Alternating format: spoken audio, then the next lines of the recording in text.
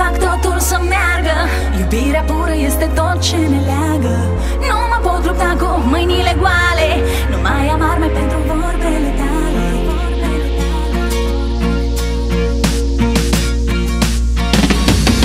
E vina mea, nu ești tu vinovat că am vrut eu să cred în minciuna ta. Dragostea e vecină cu ura, e în vizită la ea. Spune ce vrei că nu te mai ascult. Poți să spui orice, nu cred niciun cuvânt.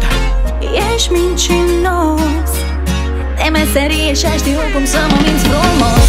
Aș vrea să fac totul să meargă. Iubirea pură este tot ce ne leagă. Nu mă pot lupta cu mâinile goale.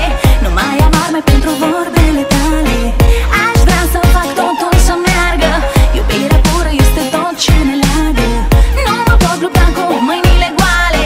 Nu mai am arme pentru vorbele tale.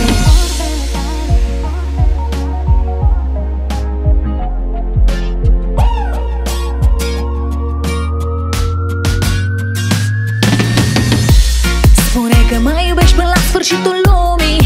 N-am înțeles, ai zis sfârșitul lunii. Și-ai spus doar ce am vrut să aud și te-am crezut. Ți-amintești când spuneai, mi-amintesc când spuneai. Stai fără nicio grijă, tot doare să și ghini. Pe lumea asta mă interesează doar de ghine și de ghini. Noi doi împreună construim palate din vorbele care ne-am săturat să căutăm dreptate. Normal că ar trebui să meargă totul ca pe role, dar pentru asta ar trebui bagheta lumește rummanole. De când ne-am întâlnit, de atunci nu ne-am mai întâlnit, dar timpul trece împotriva noastră hotărât. Decât să o împingem la deal cu mâinile goale, n-are și mai ghine totuși să rostogolim la vale. Nimeni nu poate ca tine să caute fără motive, nu dorim papură. Dar vorba spune că cine primul atacă, primul să apără. Știu că nu vrei să chiși ori să cazni și într-un caz cum chică știrile de ieri pe ziarele de azi. Dacă te porți frumos cu mine, mă dau de partea ta să știi. Nu mă te rog frumos, nu mă certa când fac prostii. De dacă de sară la întâlnire dintre noi doi deștepți, unul a să întârzie, apoi tu pe mine să mă aștepți.